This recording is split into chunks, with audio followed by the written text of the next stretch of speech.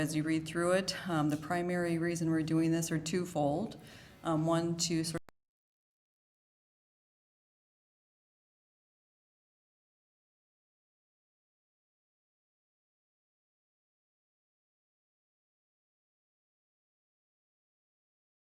the 100-foot setback for the building code line within the Cheyenne River Corridor Overlay District.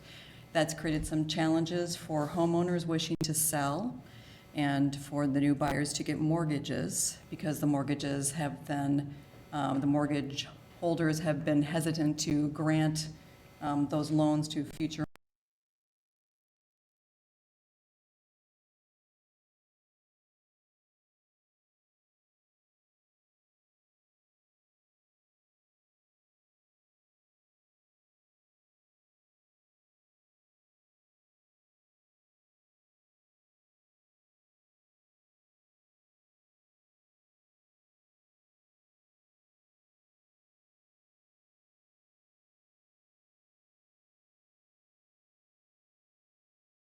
the very high-level view of that, but I'm here for questions should you have any.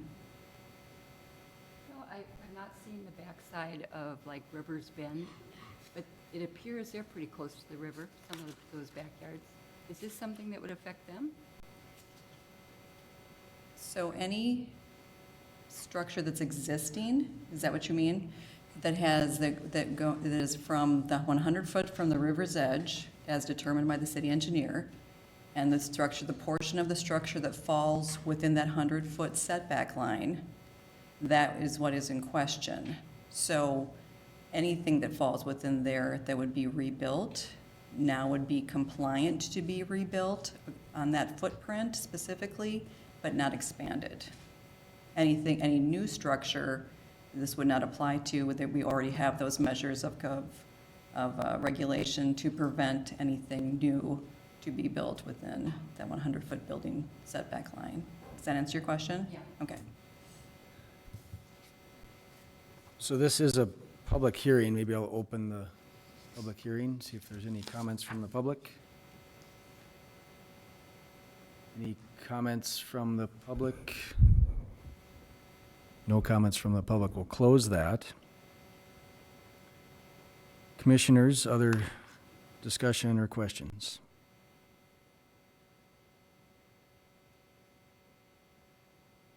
I guess I have one. One of the reasonings for doing this is to help sort of resale or maintain value of properties from a market standpoint. Correct.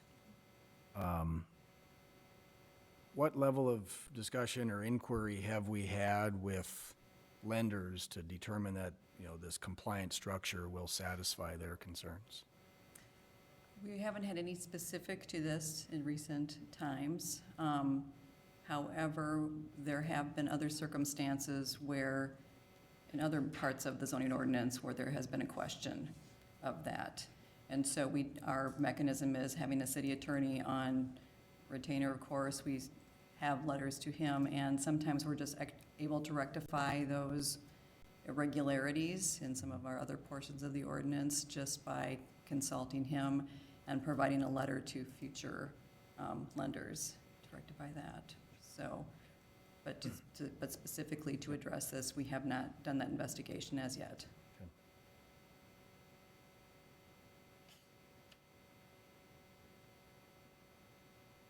As an engineer, I like the addition of the soils analysis part to this. I think that's important, so.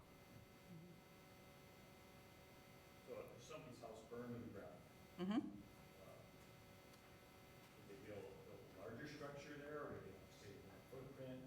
Or would they have to do soil analysis and then they could build whatever they want? I assume you would let them build closer to the river.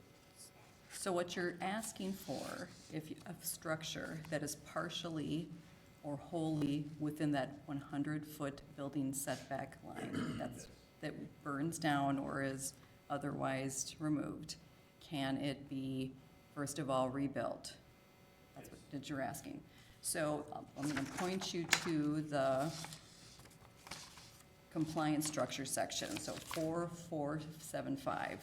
So should a compliant structure be damaged or destroyed by any means, it may be replaced or rebuilt to occupy the same location on the lot or the same building footprint it occupied prior to the damage, provided that it requires a geotechnical analysis of the soils.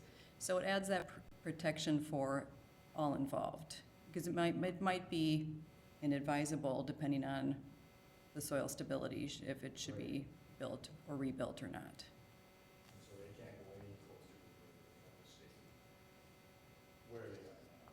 That's correct. And that No, proves no that closer they're than where it is now, should the geotechnical report allow it to be so. You know, I'd be interested to see what the mortgage company sees that, and they ask for a geotechnical study before they give them the mortgage, so that they know they can build it. And that might be advisable in some circumstances, but we can't get that into the weeds with all the properties. Yeah.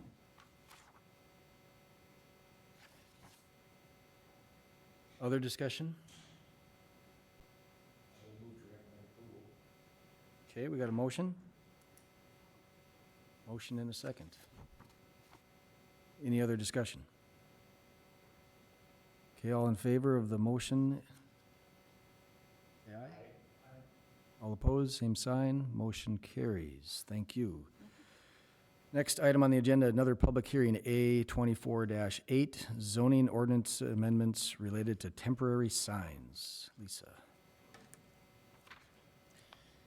Thank you. The West Fargo City, the purpose of the proposed zoning ordinance amendment is to make some minor changes to clarify language relating to temporary signs.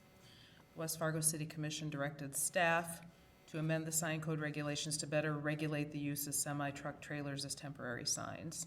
The proposed amendments seek to prohibit the use of equipment, vehicles, trailers as signage unless approved and permitted as a portable sign or high-impact sign.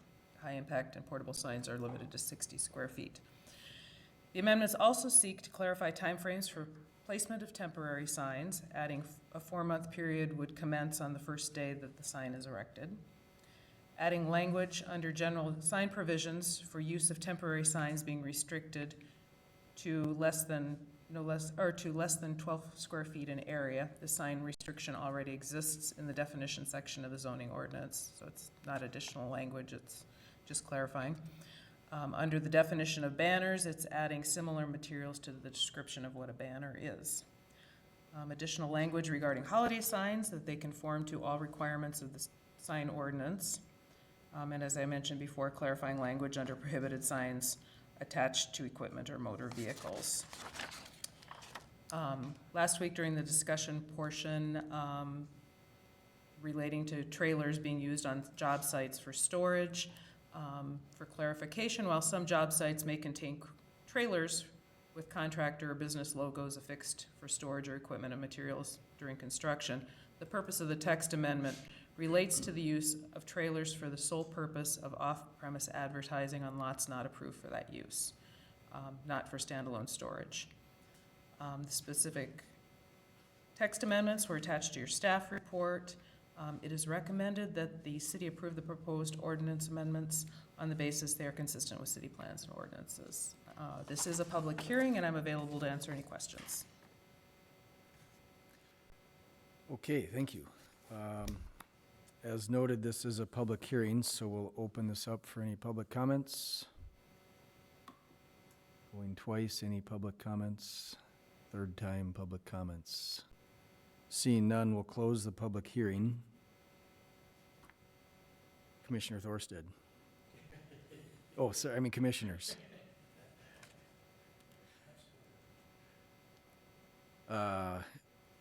We had good discussion about this at our last informal meeting. See, there's been some adjustments made, I think, to reflect that, so appreciate the changes there. Any other comments, discussion for today? Well, it's on the agenda for the next couple of years to look at the whole sign code.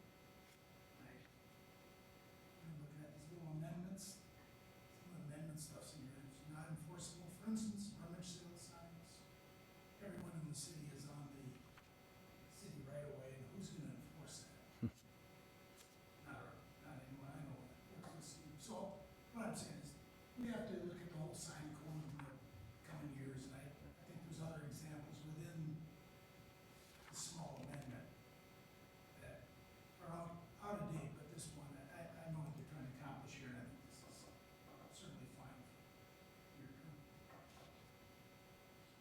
Yeah, and I think I shared last time, and maybe I'll share it again, that there's pretty broad recognition that the overall sign code may need a heavy lift, and, you know, that's a big effort, and we'll get it addressed to as soon as possible. The only concern I guess I have with these is if we dip our toe into slight amendments on a product that we know needs a heavy lift, are we inadvertently endorsing the rest of the sign code by just making minor changes? And that's certainly not the intention, but that's the risk I guess we have, so. Your term expires this month, so wash your hands of it, right? I think I'm gonna retract that email, yeah. Too late. Any other discussion? Okay, I'd take a motion. Motion to approve, Second. motion and second. All in favor of the motion to recommend the city approve the proposed amendments on the basis that they are consistent with the city plans and ordinances, say aye. Aye. All opposed, same sign. Motion carries. Next item on the agenda. This is not a public hearing. Item A 23-29, Nelson Acres, 5th edition. Request for access modification to a controlled access street at 225 40th Avenue West. Leslie. Good evening, Commissioners. So this is a little bit of an unusual ask for you. I don't think you've had these recently, but for the Section 20119 of the city ordinances, it requires City Commission approval upon recommendation, your recommendation, for access to arterial or collector roadways, and this concludes modifications of such. So, as you may or may not be aware, Shy West, I think Lawn and Garden Center, was approved as a PUD in 2020. And since that time, there has been some challenges in getting to the site. So just to familiarize yourselves with this, you will see 40th Avenue on the north side of the street, 4th Street on the west side, and Cheyenne Street on the eastern side. The singular access to the site for the business is in this singular northwest corner.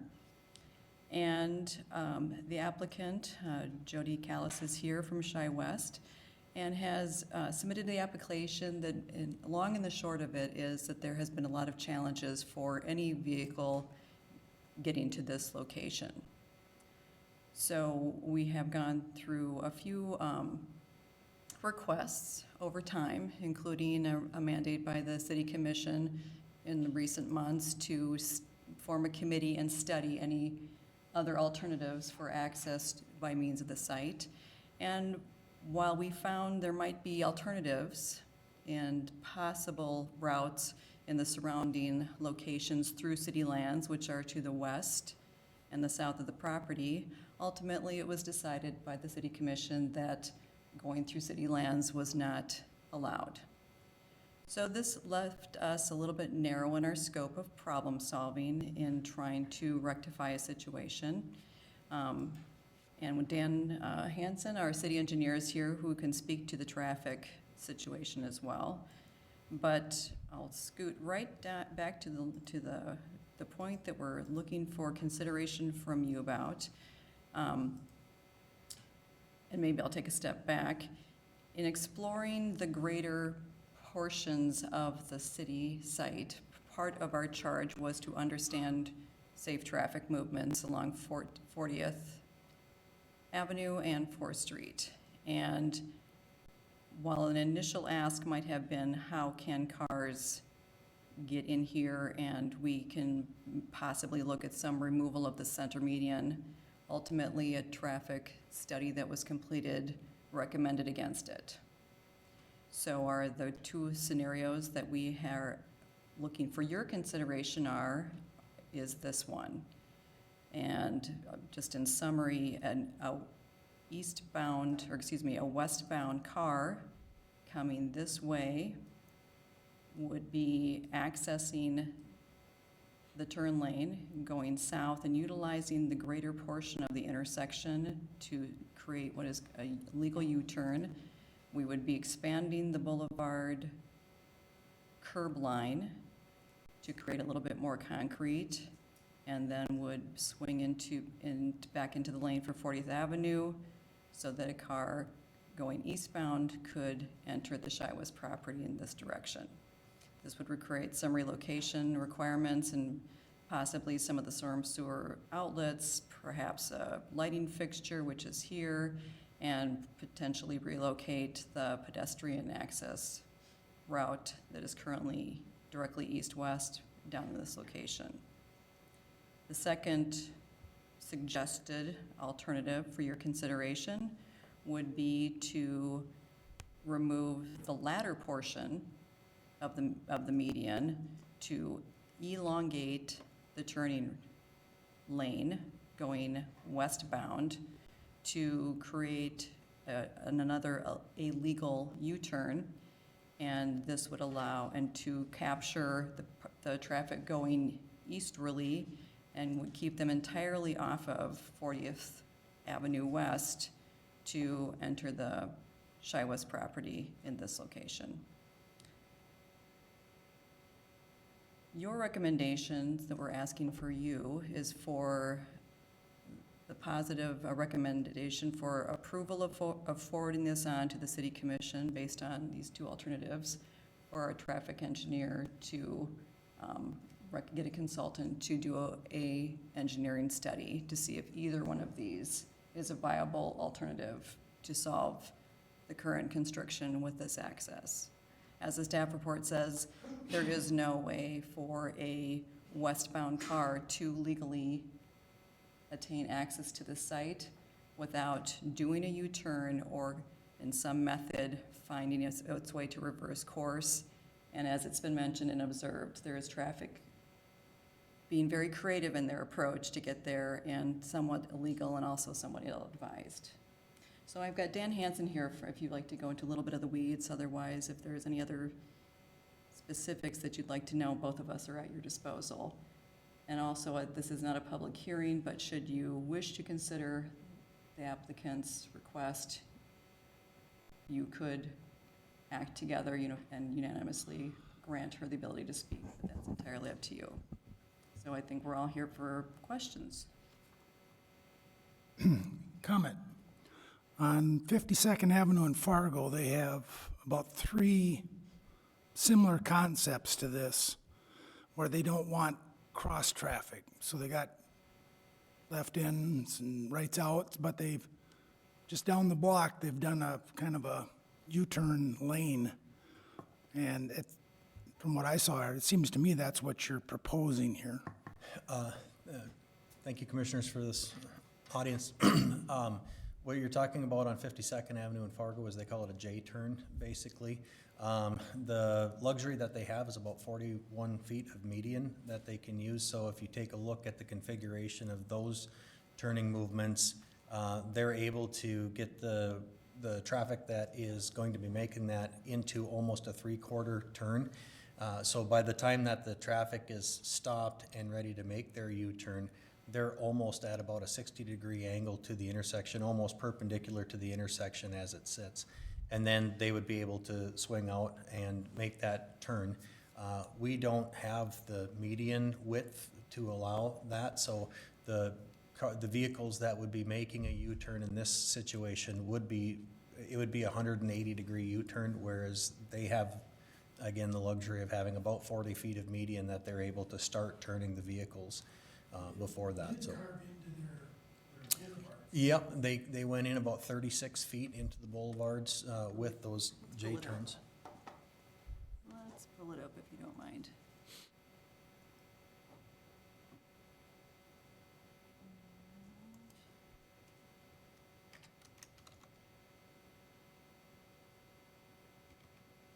Oh, I know, I have to spell and type on the fly. Good.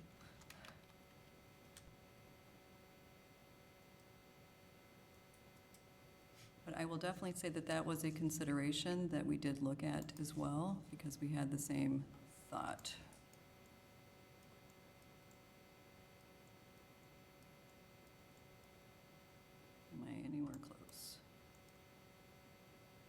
west a little ways.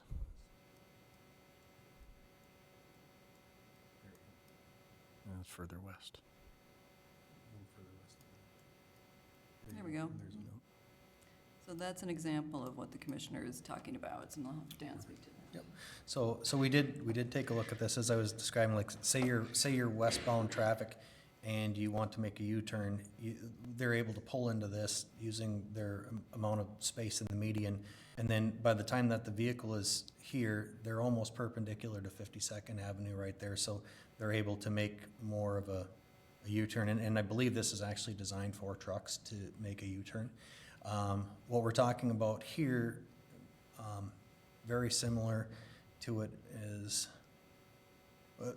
to answer your question for that, we don't have the space because we don't have the median width for that. We can definitely bump out the south side, but we're more talking about 94 and University. So everybody knows the Taco Bell over on University, over by the interstate.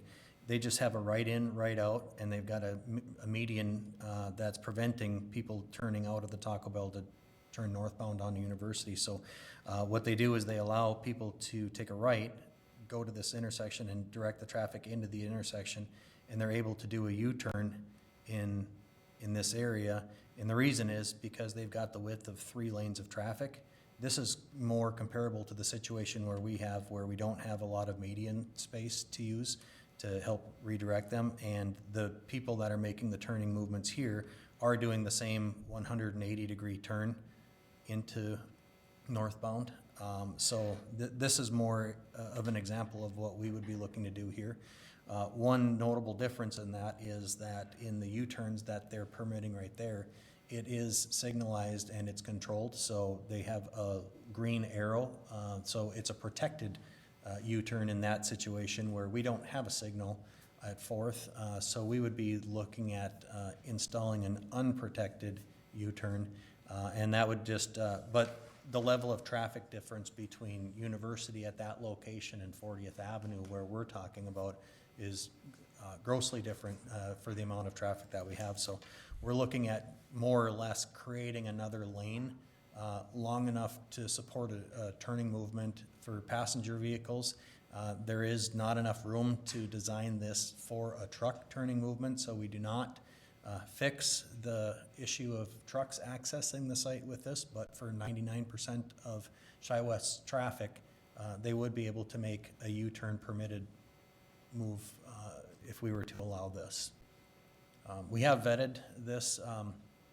There's been numerous studies of 40th over the last few years where we were looking at this access on the Chi West. We did come up, as Leslie mentioned, with some ideas of cross-traffic coming in off of, and the goal was to keep traffic accessing Chi West without utilizing 40th to make that movement. And again, that avenue has been closed for us. So it was after the committee meeting and the following commission meeting where that was not an option anymore. We started thinking, what is another solution that we can help this business get access to it? Because again, going back to what people are doing right now is not a great situation. As you can see, where the median stops right now, you can see there used to be the access here to the farmstead. And when 40th was constructed, the median was intentionally left short to allow access from that farmstead to go westbound and actually still turn in there. But that's talking about maybe 3 or 4 cars a day. It was something that was decided at the time was able to be done just because of the lack of amount of people that were going to be accessing the site. Well, now we've got a thriving business with a lot of traffic accessing the site. So in that example exhibit, we did talk about extending this median out at some point in time, making a triangle there to help define the transition area into this turning lane. Because right now people are heading southbound or northbound on Cheyenne, turning west on 40th, and they're just cutting the median and actually driving against active lanes of traffic to access the site. I've driven past Chi West say twice in the last couple months. Both times that I drove past, I saw this illegal movement happening. And I was 2 for 2 in seeing that. And that's something that as a city, it's just dangerous. Eventually there will be a head-on collision or some form of an accident there for that. So as a city, just for safety purposes, we need to take care of that. But again, not that that should be considered an access, it's just one less thing for people to do to access the site. And again, I'm not saying that they should be doing that, but right now, people accessing the site, they're heading westbound, they're getting to the intersection where they're not allowed to do a U-turn, and so then they're turning into 4th Street, and then they're thinking that there's a backside access. Well, there isn't, so they end up going into the neighborhood to turn around, and eventually they make their way out, and it's just, it's a very concerning turning movements and access, so. Yes, sir. Yeah, thanks, Dan. You mentioned the median extends further east from the current access to the business. Can you just comment on, what are the downsides of shortening that median or moving that raised median back to the west further? So when this current ask from Chi West came forth with it originated as a request for a dedicated left turn lane into the site. We actually hired Bolton and Mink, who is our traffic consultant that we used for this, and they also did the study of Cheyenne when Cheyenne was done 40th. So they have some history with this area, for one thing. And the one thing that we did is we had a study, a quick study done, and when 40th, a little bit of history, when 40th was originally constructed, at that time it was believed that 40th, and we were told that 40th was going to be one of the roadways that's going to protrude through the new diversion. Since that time, it's been designated that 32nd and 52nd are going to be now the protrusions over the new diversion. So given that, my thought process is maybe there is a different criteria for the estimated future traffic in that intersection. So our ask to Bolton and Mink wasn't, can we allow an access into Chi West here? They made mention of that, but the ask for Bolton and Mink was, can you please re-look at this intersection and let us know what is the recommended queuing length that we're gonna need for eastbound traffic making a left-hand turn to turn north onto Cheyenne. And basically what they found is they have, what exists today as far as the queuing length is adequate enough that we don't need to change it. But to add another turning lane into Chi West at that area, we would need a standard 150 feet of queuing, because when people are going to be making a turn, we want them to exit the through lane and get into the turning lane. So you need a certain amount of queuing length, which is 150 feet. And the distance that was recommended in this traffic study was that you need a transition period to get from the through lane into the turning lane of 144 feet. So I had laid that out for the commission, that if we were to actually allow a dedicated left turn to the south coming after it, by the time you get that 150 feet done, another 144 feet for a transition, and then another 150 feet of queuing, that's about the earliest that we would be able to dedicate our own left turn to the south. And that actually gets to the point where you're interfering with the current left turn lane onto 4th Street, for one thing. And then the other thing is that by the time you get there, you're only 111 feet away from the center line of 4th. So it just didn't make any sense. And that's why we recommended to the commission that we would potentially have an access off of 4th to cross over. So basically, a long answer to a short question is the traffic study that was done said that there is no minimum design standard that can be met for that.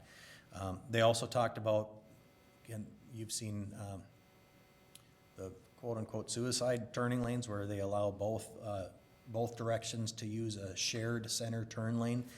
You'll see that north of 13th on Cheyenne, for example.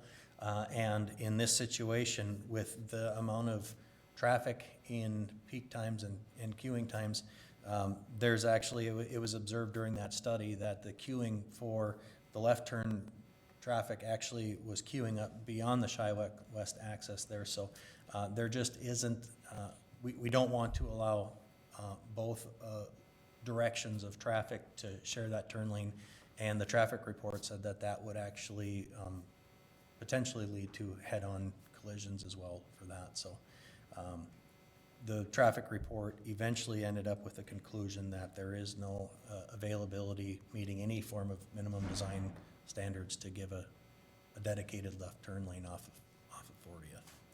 So, Well, this driving business that you described, at the committee meeting I was at, she was described as heroic for everything she's tried to do to work with the city. I just think as an anchor tenant for the southern part of the Cheyenne, we need to be heroic for her. Mhm. I think it's a great business. I'm a customer. I don't live too far.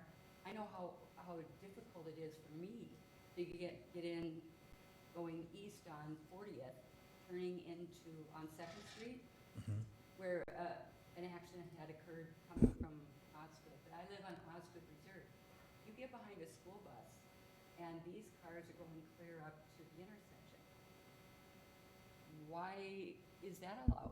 You know, there's a lot of volume there, but the volume on this side of Cheyenne is less than what it is on the other side, where I live. So let me somewhat answer and dance my back up, so this is good. So I think it's important to understand what our charge is here today, because it's, like I said, this is a very unique ask of you. So if you go to your packet, like, the recommendations that we're asking you for your consideration, it's for the city to approve proposed modifications to 40th West in concept. We do have design considerations, we do need the analysis of a traffic engineer, and appreciate everything that everybody says and all of the forward movement about resolving this problem, right? So the result of your actions and recommendations to the city commission that we're asking you to make recommendations is that the traffic modifications will be determined based on the results of the engineering study. So you're not approving a plan or the concept, which is it's a little different than what you have made recommendations for. And then the second recommendation is that the applicant be responsible for all costs, with the study and any improvements to be constructed as a result. So do you have any questions about what our ask is of the Planning Commission?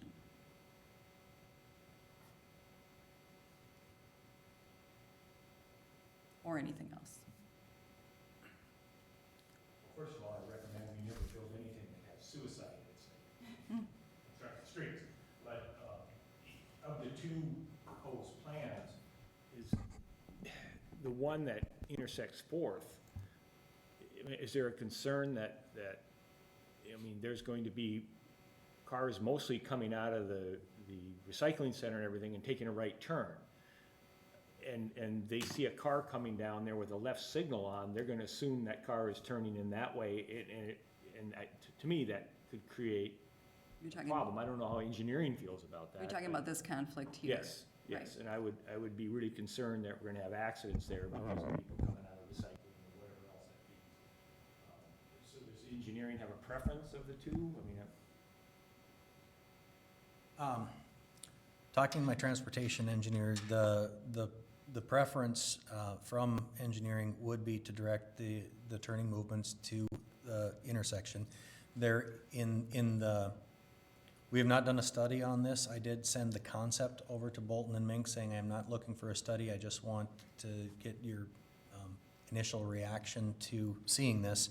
And that was one of the things, and as I mentioned, over near the Taco Bell scenario, it is a protected left turn with a green arrow, whereas this isn't. Now, it's not ideal, but compared to what we have going on out there with the turning movements that we do, this is a better solution than that. The other thing is you're correct, somebody coming out of either the recycle center or that subdivision from the south, when they get there, the rules of the road is that the people making the U-turn have the right-of-way. It's just that, do those people that are coming out of the recycle center know that? Do they recognize it? If somebody is making a U-turn there, are they gonna recognize that there's somebody that may be taking a right in front of them? I'm not saying that there isn't potential conflict with that. Nor would there be also for a mid-block U-turn as we show on the other example right here. There is another example like up on Main Avenue, just east of where Cheyenne intersects Main, where they have basically a frontage road that you can get into the Cheyenne Street left turn lane and exit that left turn lane sooner than Cheyenne Street, and you're able to turn south into that frontage road. That is an example of something that is already that is in town right now as another example of that. Our traffic engineer really is not in favor of that because that left turn lane should be used for the upcoming intersection. And there can be confusion if somebody is stopped waiting for oncoming traffic so that they can take the U-turn. Now all of a sudden the people that want to turn left into the recycle center, they're gonna be backing up into the live lane of traffic because there's not enough queuing for that too. So the reason that he likes the 4th Street intersection being the place of the U-turn is that you still are going to be allowing adequate queuing length without conflict there and without having it queuing up into the active lane of traffic. But yeah, there is definite, it's definitely been mentioned that there is potential there for additional conflict because we're allowing unprotected U-turns. Moving forward, what does this mean? Say we were to get a favorable response from this commission to recommend that the city commission move forward with the study that Leslie was talking about. The process that it would be going forth next would be the Chi West would submit a petition for improvements, basically as any developer does submit for a petition for improvements for a public improvement project that the city would take on. That always starts by law because there's an assessment with it, with a feasibility report that we would get from a sub-consultant. We would use Bolton and Mink, who's very familiar with this, to continue their work on it. And that feasibility study would come back analyzing either both of these options or one of these options, likely whichever one or two, that this commission would recommend approval to the city commission for. And that feasibility report would come back and it would have in it, here are the good and the bad and the ugly of doing these two different options. It would likely make a recommendation which one they would support. Potentially they might make a recommendation that they would support both with it, because ultimately we would be hiring that same engineering firm to have a professional engineer put a stamp on a plan set to do these improvements. So one of the conditions of having them do this report is I don't want you to come back with anything that you're not ready to design and stamp. So that way we know, and that the owner, who has been pursuing solutions for 4 years now, we don't want to float something else out here that we don't think can be supported in the end. We would like to know right away from our consultant through that study, is this something they can support? And then it really will come down to a commission decision, a city commission decision to accept the petition. We would have a pre-development work agreement with Chi West to do that report. The report would come back in. I would produce an engineer's report based off of that feasibility study. And at that point, the city commission would direct me to either move forward with plans and specifications, or at that point would be another point where they could basically shut that process down again if they're not in favor of it. And a roundabout would be cost prohibitive? Correct. A roundabout would likely be in the neighborhood of over $2 million. And who would pay for that? It would be.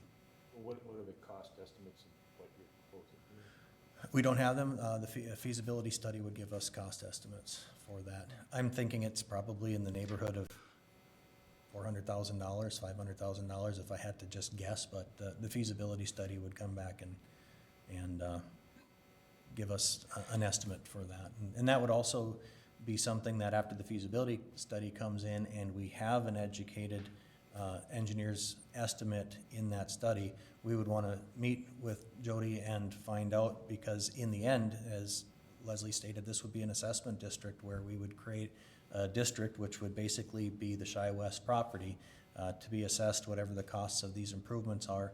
But it would be city-funded through a special assessment process, and it would be as our standard 25-year assessment, which would hopefully be able to make it feasible for that business to proceed with the work, if it's something she wants.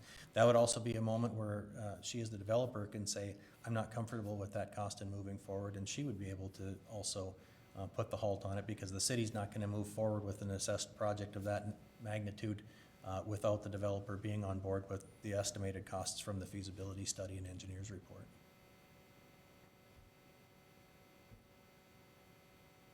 I'd like to make a motion to approve this going forward. We have a motion. Did we want to let I- the applicant speak? I guess we have a motion on the table. I guess we could get a second before. I just wonder if we, before I second that, I bet we want to. Would that be with the recommendations of staff? I think they had 2 recommendations. Okay. Because it's shown. Jody, I know you're here and maybe didn't intend to speak more about this, but if you don't mind. We have to, I think we have to, do we have to vote to allow her? It has to be unanimous, is that what I heard? No, she's the applicant, so she's allowed to speak on this. Oh, okay. Commissioners, hello. Thank you for hearing this request. I've lost track of how many we've done. Today, it actually happened today that someone got upset that there was a U-turn happening in the intersection. So I'm just gonna throw this out there because it happened this early afternoon. In the turn lane, my husband was coming to bring me lunch, late lunch, and he turned and did a U-turn at the intersection, which is what one of the options is. And we have brought up the same scared feedback, I guess, that someone leaving may not appreciate someone doing a U-turn in the middle of an intersection there.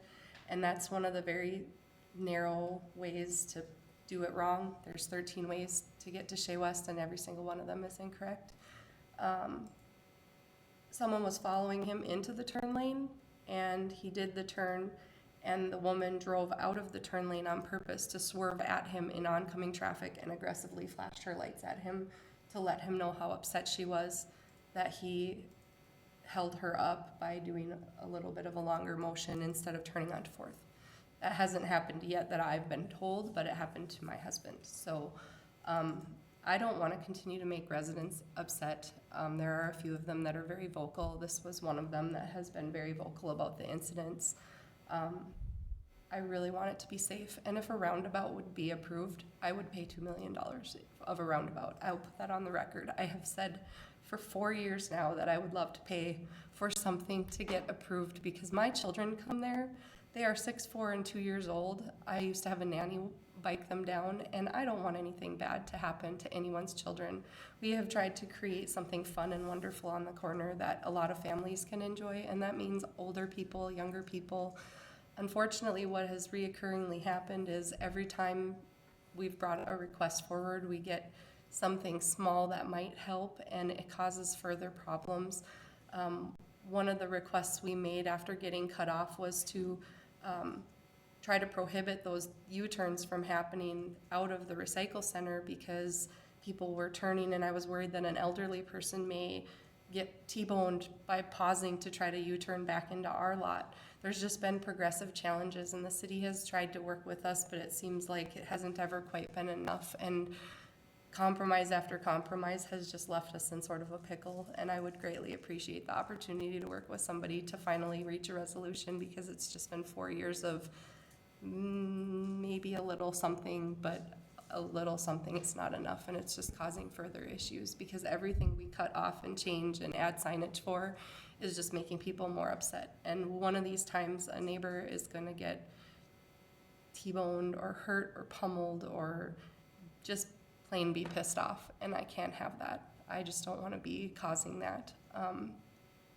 I never wanted to bring something controversial. I sell flowers. I wanted to bring something that people could really appreciate and help beautify their properties, and we could beautify the corner and just be pleasant and quiet on the corner.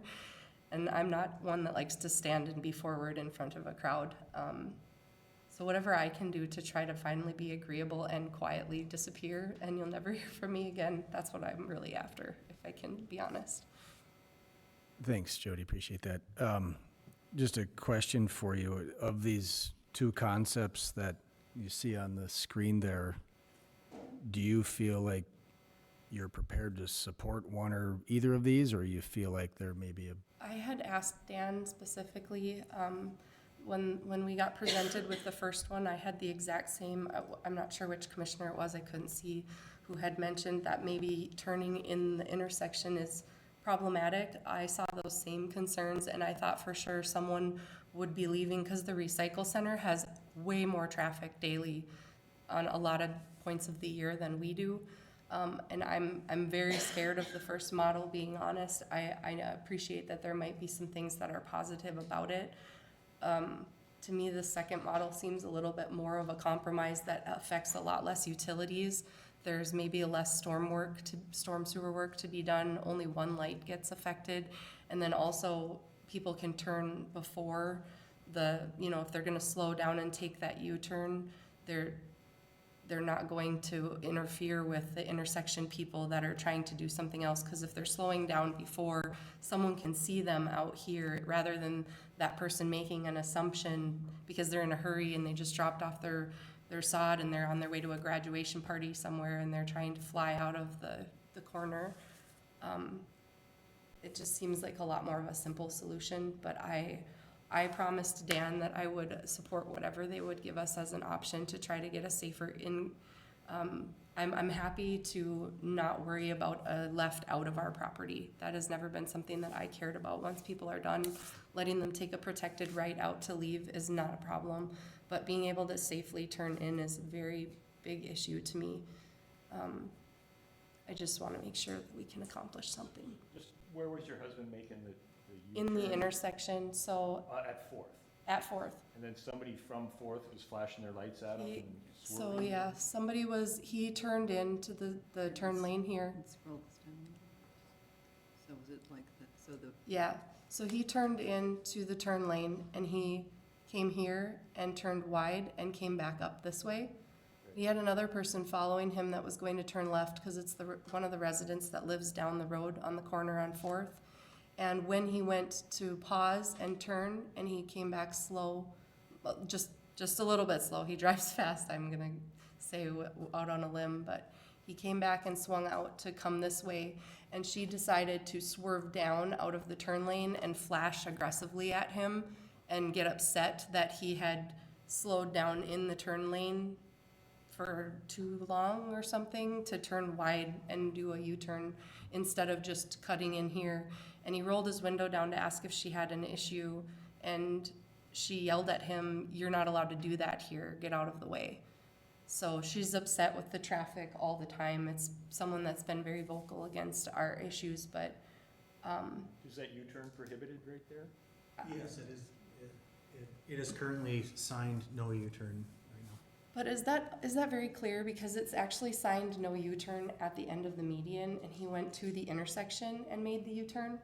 So is that proper? Because I think that's a little unclear as well. And the issue there is you can't put a sign in the intersection because there's no median for that other than after you get. Other than here? Yeah, after you get through the it's like, to have it's basically too far forward to let people back here know not to take the. I just wanted to point it out because it's very, very similar to what we're literally talking about allowing. And it made someone very upset today that we slowed down a little to cause that same motion. And we're literally talking about creating an entire lane for that I motion. think if she felt that the U-turn was disallowed, and felt your husband was breaking the law, and apparently she's a vigilante. But, so, I mean, the other option is there anything further west on 40th to make a U-turn? There's not. And so people are having to turn onto Fourth and find a place to turn around to get back. If I can also just, one tiny little thing, what's happened now and has become a very big dagger is because we were always just told that we could come in behind the median here, a lot of people would turn onto Fourth and come through the recycle center our very first summer, and then they would come through, pull through, and do a U-turn. So I immediately alerted the city. There's literally, you can see here, there's still road markings of people trying to turn in. And what would happen is people leaving the lot, it would cause a person to pause here because they were trying to swing too wide. And so an older person, a grandmother, or anybody that could maybe be more confused right here, I was worried would get T-boned waiting for a car to leave if they were trying to swing into our lot. So the city's response to that, which I appreciate, they tried to make a change, but the response was to remove this. And I wasn't even allowed in the room when they were talking about the situation at the time. That was a few years ago now. And there was apparently some other discussions that went on with a bunch of city departments to make a good decision. And then that just started happening one day. But now what has happened is my traffic that was used to turning in here comes in, pulls in. Some of them still pull all the way in and they stop and they're confused that this is no longer an outlet. So then they pause, they turn around, they leave. So they've driven in twice effectively on the concrete here. They pull back out again. But in the meantime, some of them just plain park here. I'm not gonna lie about that. They stop because they just don't want to deal with it. They're like, well, I don't even know how to get over here. I'll just walk up around the sidewalk and come in. And then when I'm done, I'll come grab my car and leave. Some of them are West Fargo residents, so they can be in there, but some of them are not, so they shouldn't be. The city parks all kinds of police vehicles in here and then they run dogs. So if there's a big police presence one day, people get a little bit alarmed and they stop short and a bunch of them will try to turn around on this apron. But the also shared use is a public use, so then the big recycle trucks now can't leave. So there's a worse issue for the city because the trucks have to come in, pull, and then pull past each other to come in and out. And that apron is really, there's a lot of people that are driving over the edge here. And I mean, I'd love to share ownership in some of the damages there because it's probably a good chunk of my traffic, but it's also the big city vehicles and all of the extra. So now this poor little apron here has an awful lot of hats to wear. And it's a couple of big uses on top of one another, and it's just not appropriate because then on top of that, when there's congestion in May, especially when this is problematic, the residents can't really come in and out on this spot because there is a lot of people stopping right there and people want to drive past on the road, and it's hard. So that road now has been wearing a lot of hats, and it's because we've made a couple of small changes to the woman that was upset today. There's a lot of no parking signs on this side of the road, so a few months back, I got a little bit upset because I said, now what's gonna happen, and I'm gonna be blamed for it, is people that were previously parking on that were sometimes a vendor for our summertime market. Some of the vendors would come park on the side of the shoulder over there just to stay out of the lot, so we didn't have a lot of other people, random traffic trying to park down that road, and there would be days that we would get 20 to 30 cars on that road for a few hours, and then it would disperse. Now that there's signage there, I'm worried that people will still try to park there because they got accustomed to it for a year. Now they're gonna drive deeper into the neighborhood and turn around in someone's driveway like the woman who was angry, and now it's gonna be a bigger issue that I didn't ask for the changes, but there's just subtle changes all the time, and it's making our business upsetting to a lot of people, and I don't want to continue to be in that light.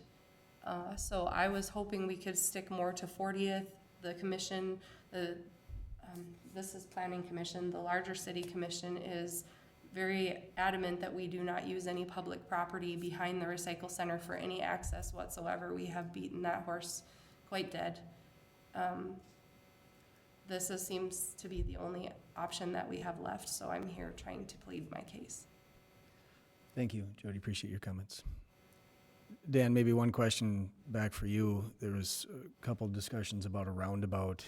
If we're going to hire a traffic engineer to study this, is it worth including that as a third option just to get a full estimate? And We absolutely could. I a roundabout would support trucks being able to turn around in What- the yeah, and it- intersection. I mean, it would just, that would make everything flow fantastic.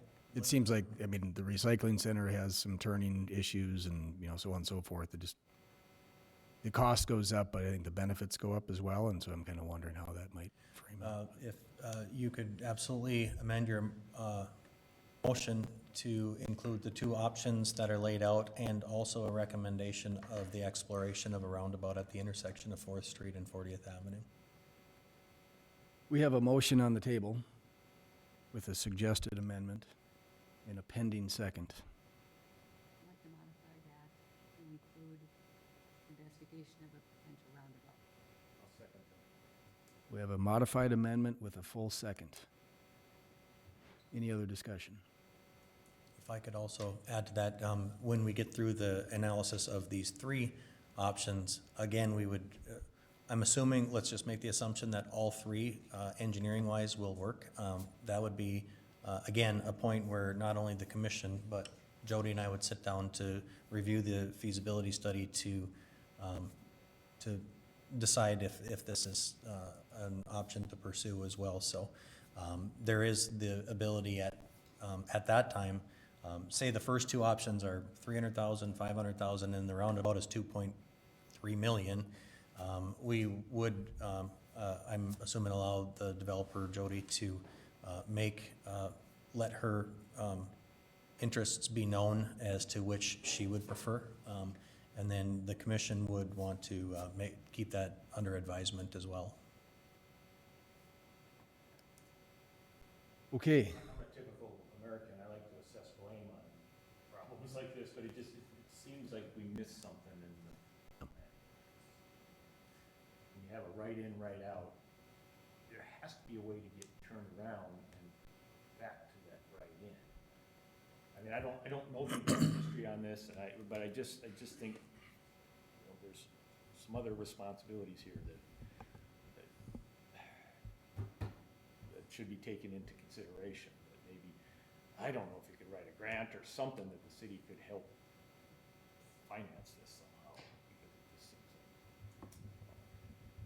like there was no solution here anywhere when this was built. Am I the only one that thinks that? I don't know. yeah, and I guess I share some of your comments, I guess, trying to get us back on track of what our duties are here tonight. Lisa tried that, or Leslie tried that a few minutes ago, and trying to pull us back here, so I don't disagree with that. It sounds like the use of public land has been beat to death, and so I'm not gonna go down that path again. Right, I'm more thinking about the financing of this Understood. solution. Understood. That's what I was Yeah. referring to. And I guess I presume, and I've, again, engineer, been through some of these, not necessarily of the city of West Fargo, but you get the factual engineering study done first, identify some costs. At that point, there can be some exploration of financing tricks and tools, and Yep, I would be presenting the results of the report to the commission and talking about the different costs. I'm guessing the consultant would have preferred options, which if a roundabout's available, I'm sure that's his preferred option. But of these two that are presented, he would have probably a plan A, B, and C is what I would ask. And then obviously, if there's one of them that just shouldn't be done for an engineering design reason, we would want that to be identified as well. And so all options would be brought in front of the commission, and at that point, we discuss what we want to do as far as financing the project. Financing being special assessment, which was basically a loan from that the city would take out a bond and have put together a financing package where it would be paid off over 25 years. But also, I'm assuming what you're also talking about is, can the city add some money to that and to pay down the cost of the project and assess less for it if it's a better solution? All of those things would be discussed at the commission meeting. okay, we have a motion and a second on the table. Any other discussion? Hearing none, all in favor say aye. Aye. Any opposed, same sign. Motion carries. Thank you, appreciate it. Thank you. Okay, Item D on our agenda, non-agenda items. Hearing none. Motion to adjourn from our regular agenda. We are adjourned from the regular agenda. Aaron, I'm going to ask you a question before we get into discussion agenda. Our chair is absent tonight. What's the time sensitivities of the PUD discussion? What do you mean? If I suggested delaying that until Joe was back at our next meeting, is that going to cripple you, or is that allowable? That would be all right with us, the staff.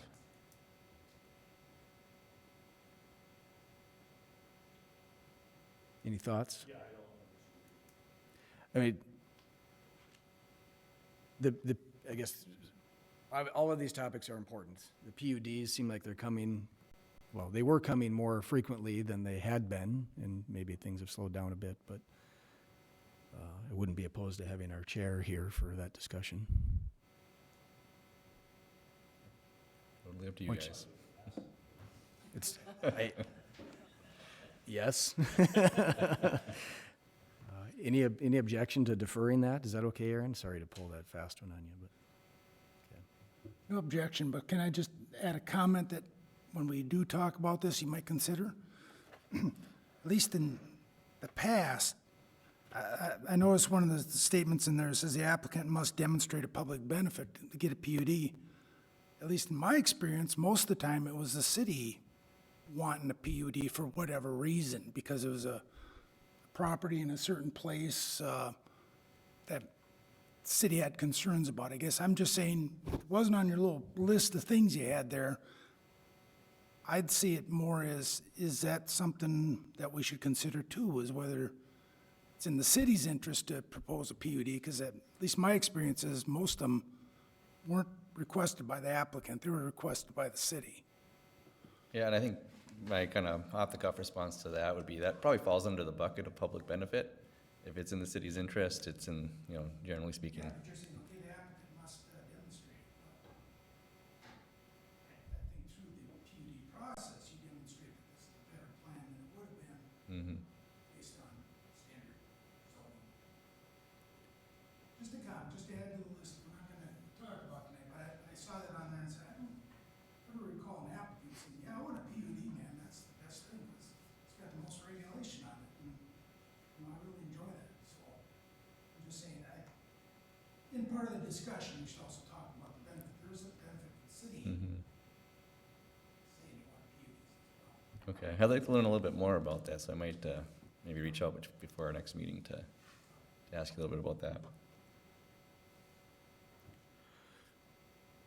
Okay, I'm going to make that executive decision that we are going to defer this until our May meeting. So, thank you. Thank you. We're adjourned.